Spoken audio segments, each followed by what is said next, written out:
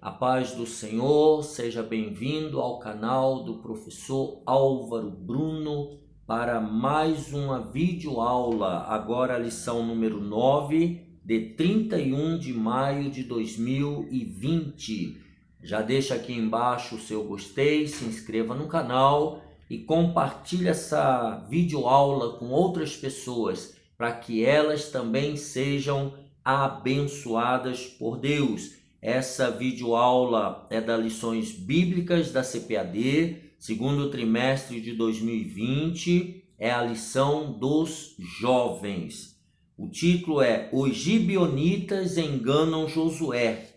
Texto do dia. Portanto, vede prudentemente como andais, não como nécios, mas como sábios. Efésios capítulo 5, versículo 15. Síntese: precisamos estar vigilantes quanto àqueles que, com artifícios mentirosos, tentam nos fazer abandonar a nossa fé.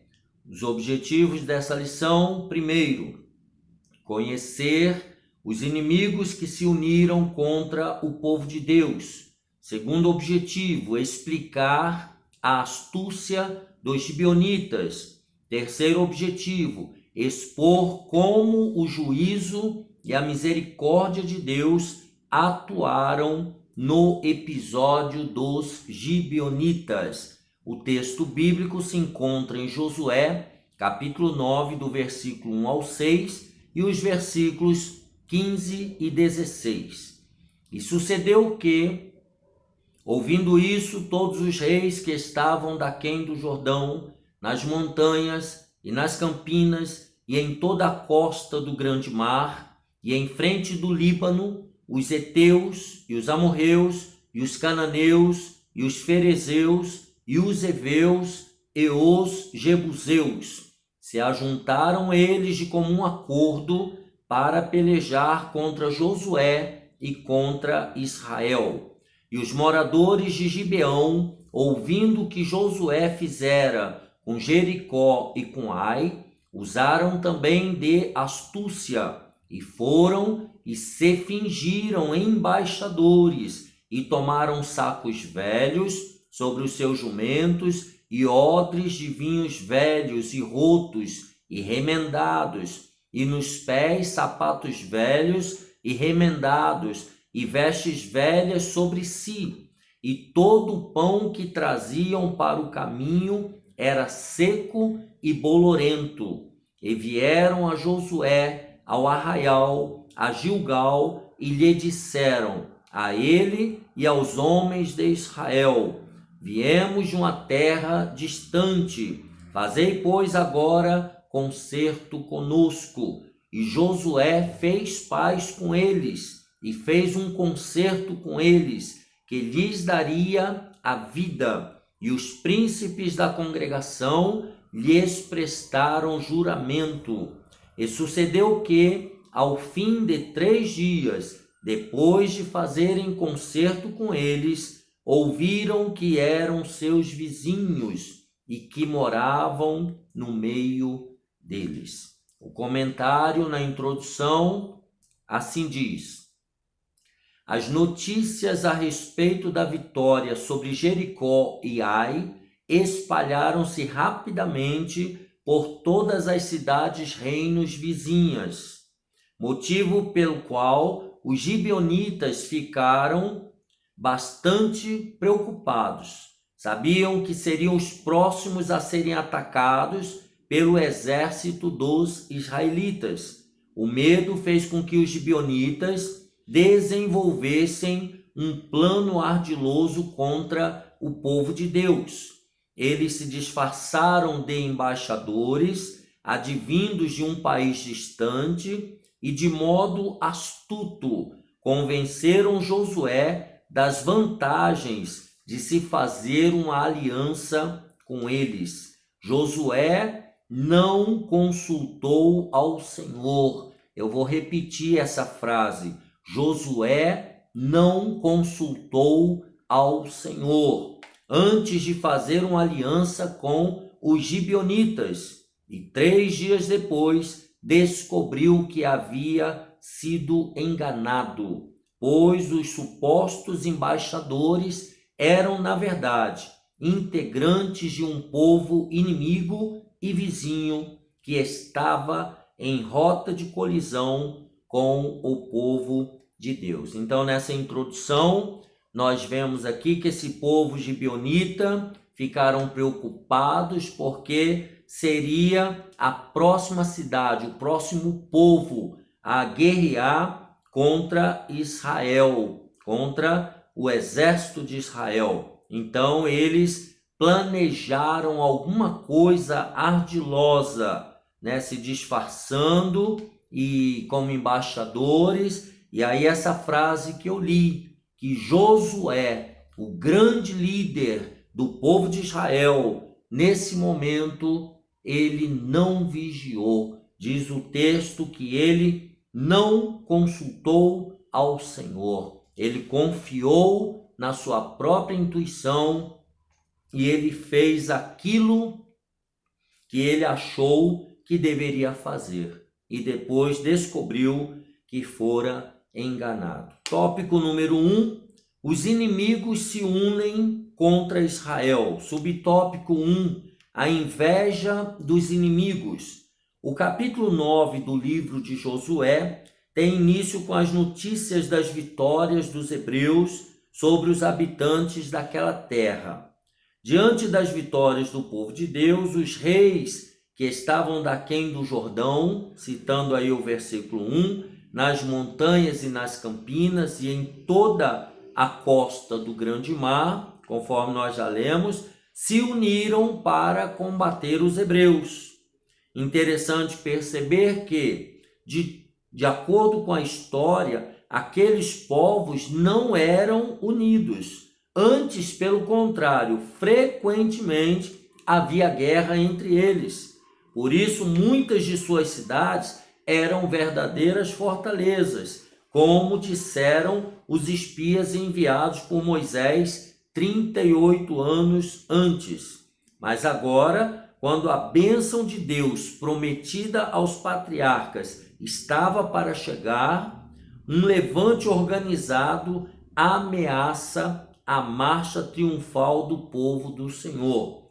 Na verdade, tal coligação vai se repetir constantemente na trajetória dos israelitas, desde aqueles tempos até os dias atuais, até os dias odiernos. A igreja do Senhor igualmente passa pelos mesmos problemas. O inimigo se une para desestabilizar a obra de Deus. Então há sempre no caminho do povo de Deus, seja a nação de Israel, seja a igreja do Senhor, há sempre uma coligação de inimigos para desestabilizar o povo de Deus. Subtópico número 2. Os inimigos são numerosos. Impressiona a descrição da quantidade de povos cananeus ao oeste do Jordão que se uniram contra Israel. Certamente a quantidade de guerreiros dessa coligação superava facilmente o exército dos hebreus. O levante, além de impedir o avanço dos israelitas, também impediria que as vitórias do povo de Deus fossem um testemunho vivo de que só o Senhor é Deus. Não importava o tamanho do exército reunido na coligação, pois Deus estava ao lado do seu povo. Então Deus já havia falado para Josué, para ele se esforçar, para ele guardar a palavra e para ele não temer, porque Deus iria dar vitória. Então, não importava a quantidade de inimigos, se o povo e a sua liderança continuasse crendo no Senhor, a vitória estava garantida. É o que o subtópico 2 está dizendo, não importa a quantidade de inimigos. Subtópico número 3, o mal atua em várias frentes. Os cananeus se ajuntaram para combater de modo ardiloso, mentiroso, né? No Novo Testamento, a palavra grega correspondente para astúcia é paunórgia, a qual igualmente pode significar artimanha, sagacidade ou sabedoria ilusória ou falsa, e foi usada quando Paulo expressou sua preocupação em que os coríntios fossem enganados pelo inimigo, da mesma forma que Eva. Eva foi iludida, Josué também, e nós, se quisermos vencer o mundo, vencer a carne e vencer o inimigo, precisamos ter vigilância. Vejamos aí 2 aos Coríntios 11, verso número 3, segunda carta do apóstolo Paulo aos Coríntios, capítulo 11, abra sua Bíblia, e o versículo de número 3. Pois assim como Eva foi enganada pelas mentiras da cobra, eu tenho medo de que a mente de vocês seja corrompida e vocês abandonem a devoção sincera e pura a Cristo. Então ele diz, eu tenho medo de que a mente de vocês seja corrompida. Então aqui está fazendo um paralelo com o que a cobra, com o que Satanás fez com Eva e Adão lá no jardim do Éden. Tópico número 2, a astúcia dos gibeonitas. Subtópico 1, as aparências enganam. Os gibeonitas fizeram uma encenação a fim de seduzir o povo de Deus. Vai guardando essas informações. Eles se disfarçaram muito bem, a ponto de enganar um general experiente como Josué. Os ardilosos gibeonitas utilizaram um excelente figurino, uma linguagem humilde, pretensa piedade, a melhor safra dos seus vinhos em odres velhos e recomendados, e além do pão mofado, outros itens apetitosos e valorosos da sua gastronomia, pois está escrito, então, aqueles homens israelitas tomaram da sua provisão e não pediram conselho à boca do Senhor. O inimigo de nossas almas também utiliza a mesma estratégia dos gibeonitas. Ele mostra sempre o lado bom das coisas. Josué e os príncipes de Israel deixaram-se levar pelas aparências, cometendo um grande equívoco e pagaram um alto preço. Então veja essa questão da encenação, essa questão da aparência e essa questão, meu irmão e minha irmã, da sedução. Essa palavra, ela para o cristão, ela tem um valor muito grande. Cuidado com a sedução. O diabo, ele é especialista em seduzir as pessoas. Por quê? Veja aqui como é que seduz. O disfarce, né? Eles conseguiram enganar Josué, um grande general, um homem experiente. Eles fala aqui que eles utilizaram um excelente figurino, uma linguagem humilde, uma falsa piedade, levaram ótimos e antigos vinhos e coisas maravilhosas. Mas o versículo 14 diz que os israelitas tomaram a sua provisão. Era como se eles tomassem do anátema, do amaldiçoado, e não pediram conselho à boca do Senhor. Eles não procuraram saber de Deus se aquilo dali estava autorizado pelo céu. E aí ele diz aqui que o inimigo de nossas almas usa, desde o Jardim do Éden, a mesma estratégia que os gibeonitas usaram, que é mostrar sempre o lado bom das coisas. O diabo é especialista nisso. Ele coloca um tapete vermelho. Quando você está atravessando em cima, ele puxa o tapete e você cai de cara no chão. Por isso, é muito importante nós tomarmos conhecimento e tomarmos cuidado com as aparências, tomar cuidado com a sedução, né? Nós, principalmente hoje em dia, sempre foi assim, mas hoje em dia nós somos uma geração muito visual. Tudo que é muito bonito, tudo que tem aparência nos encanta e nos seduz.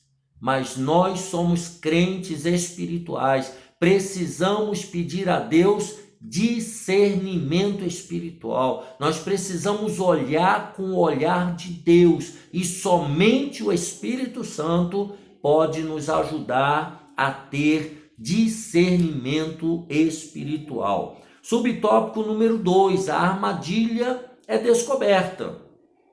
Versículos 16 e 17. 3 dias depois, olha quanto tempo demorou, os israelitas descobriram que os pretensos embaixadores de uma terra longínqua eram, na verdade, inimigos vizinhos.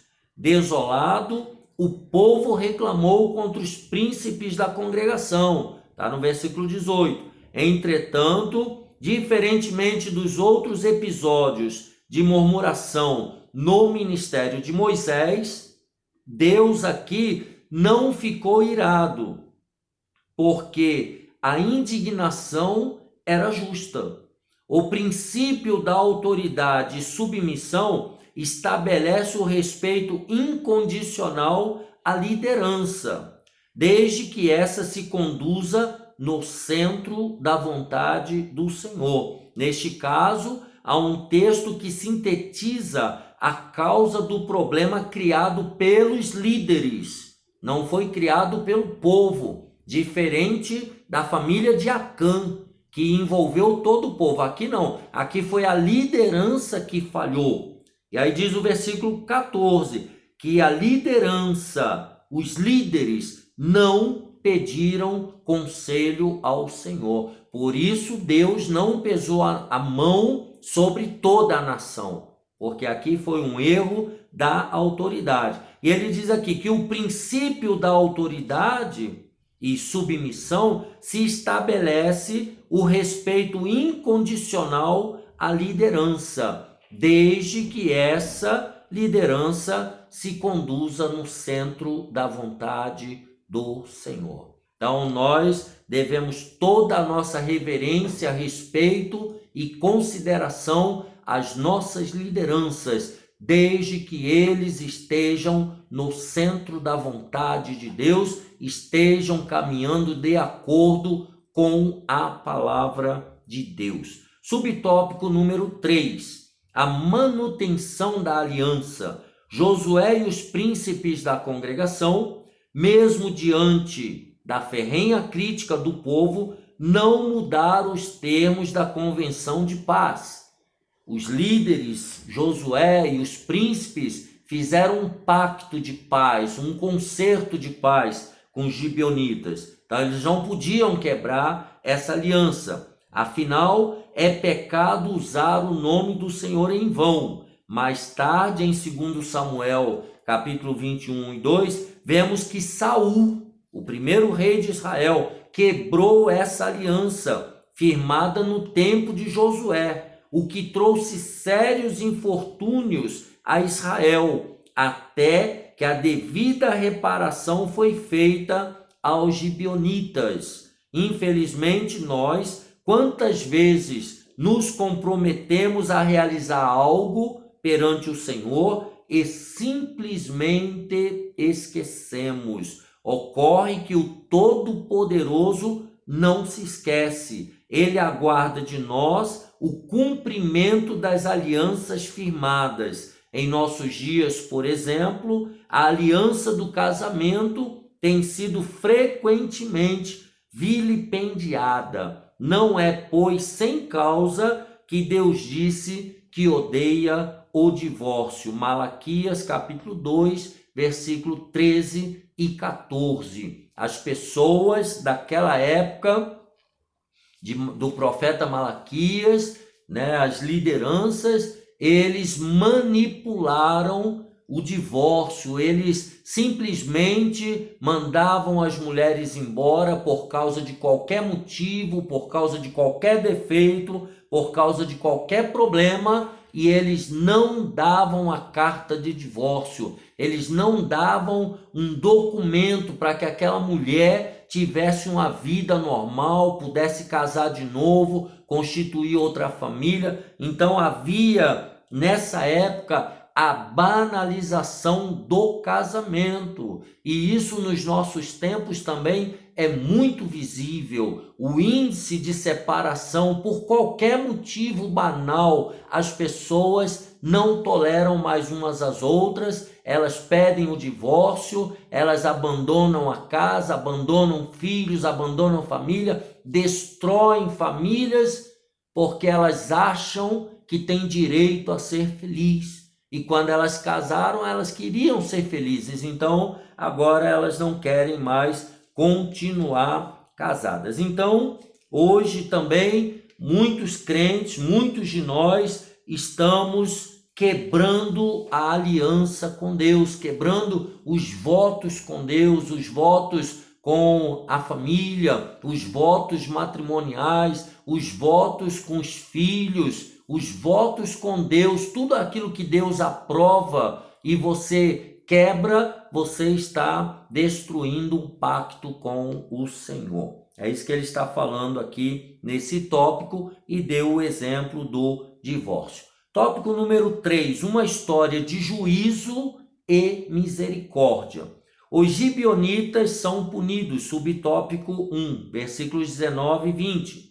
Quando viu que havia sido enganado, Josué ficou bravo e, aí citando o versículo 27, naquele dia Josué os deu como rachadores de lenha e tiradores de água para a congregação e para o altar do Senhor, até o dia de hoje, no lugar que escolhesse. Então, esse povo aqui gibeonita, eles começaram a fazer subtarefas, né? Tarefas pequenas, rachadores de lenha, tiradores de água, que era uma maneira deles serem humilhados pela peça que eles pregaram em Josué e na liderança dos hebreus. Tudo porque os príncipes da congregação não consultaram ao Senhor. Isso aqui é muito importante. Os príncipes da congregação, bem como o líder Josué, não consultaram ao Senhor. E hoje em dia, muitos cristãos, irmão, irmã, eles não consultam mais a Deus para tomar decisões, às vezes decisões extremamente importantes, como por exemplo, com quem eu me caso, qual a profissão que eu me formo, qual a empresa que eu vou trabalhar. As pessoas não querem mais ter o trabalho de orar de madrugada, de esperar a resposta de Deus, de orar, de jejuar, clamar a Deus. Não querem mais consultar ao Senhor. Cuidado com isso. E aí ele continua: estamos vivendo tempos difíceis e trabalhosos em que espíritos enganadores têm tentado destruir a igreja e a fé dos crentes, trazendo, aí ele dá uma lista aqui, trazendo heresias, ou seja, ensinamentos que não estão na Bíblia Sagrada e alguns ensinamentos totalmente contrários à Bíblia Sagrada, e isso é chamado de heresia, modismos e uma pseudo-espiritualidade. Pessoas que têm aparência de crente, aparência de espiritual, mas são falsa espiritualidade, são falsos espirituais. E nós precisamos ter discernimento espiritual. Temos que estar vigilantes, buscando ao Senhor em todo tempo, pois o inimigo usa toda sorte de trapaça a fim de enganar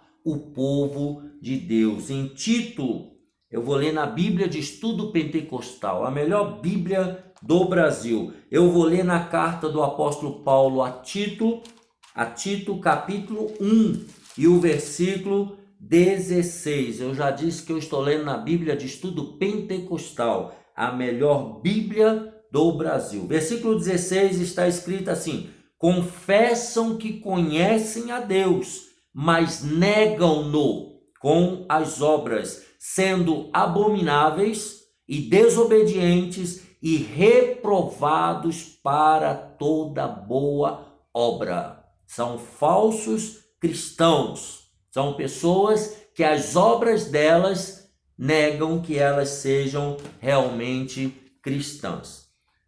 Continuando, então nós temos que tomar cuidado, porque o inimigo vai usar de toda maneira para trapacear e enganar o povo de Deus. Você e eu devemos vigiar e pedir a Deus o dom do discernimento espiritual. Nós precisamos olhar para uma pessoa, olhar para uma situação e identificar se aquilo ali é a mão de Deus ou se é a mão da carne ou a mão do diabo. Subtópico número 2, uma significativa mudança.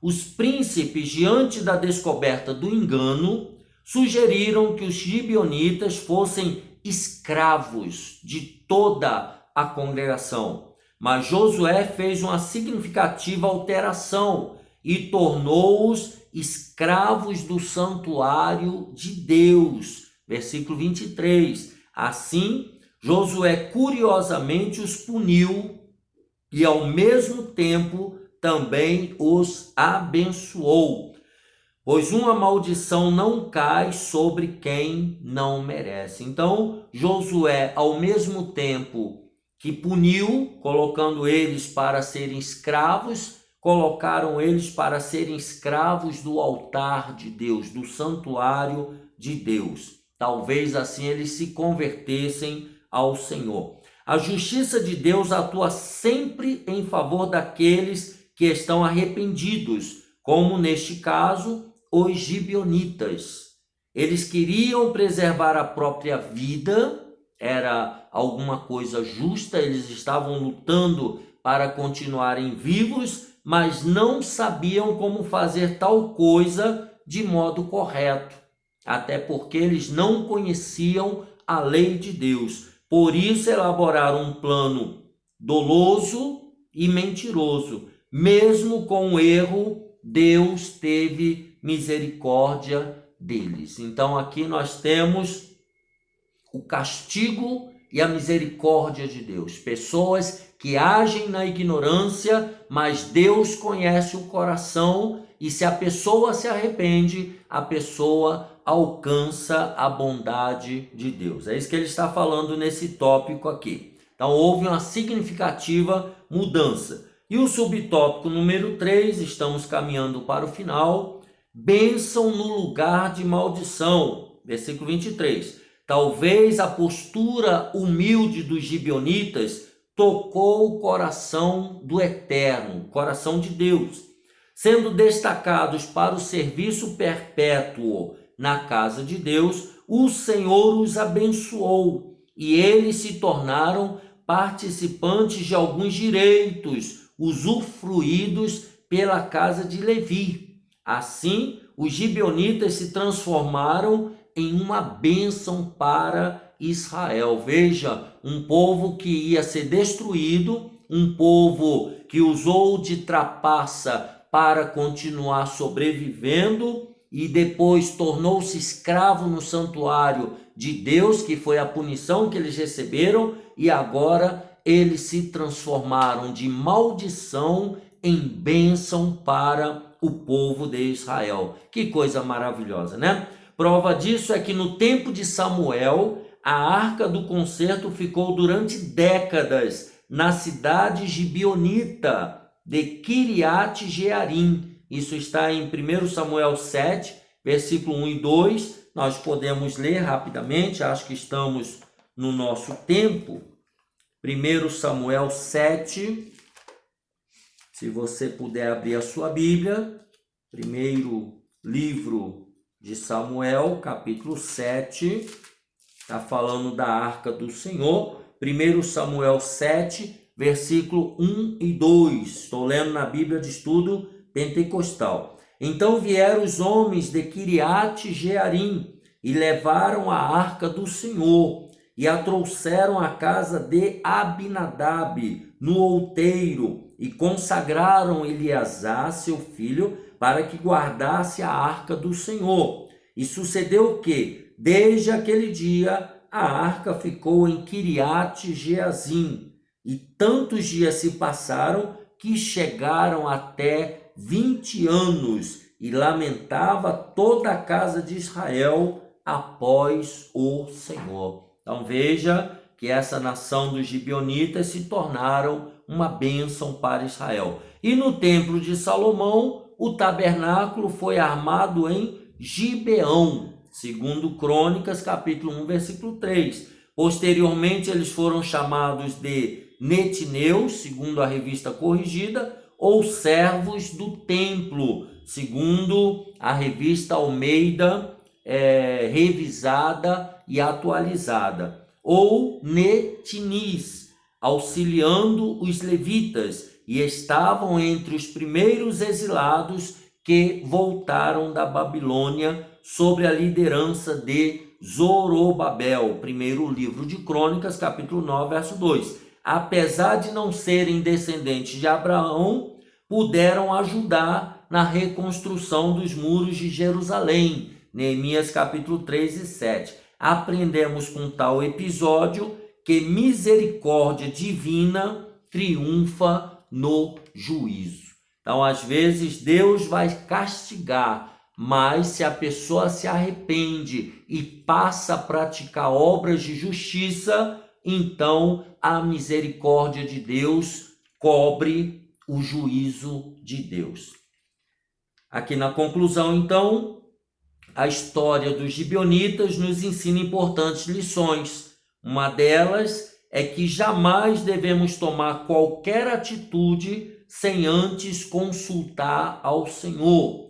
A segunda é que precisamos estar atentos às ciladas do inimigo, pois ele é ardiloso e suas mentiras podem nos impedir de herdar a terra prometida pelo Senhor, que é a Nova Jerusalém. Então não faça nada, não tome nenhuma atitude sem consultar ao Senhor, e fique muito atento. Peça a Jesus o dom do discernimento espiritual para você estar atento às ciladas do inimigo, pois a nossa salvação, ela é extremamente preciosa. Nada pode nos roubar a eternidade com Deus. Depois que nós terminarmos a nossa vida aqui na terra, nós teremos um encontro com Deus na eternidade. Mas se você não guardar a fé, se o inimigo conseguir te derrotar, então você irá viver eternamente com o inimigo, e isso não é nada bom. Eu não quero isso para o meu pior inimigo.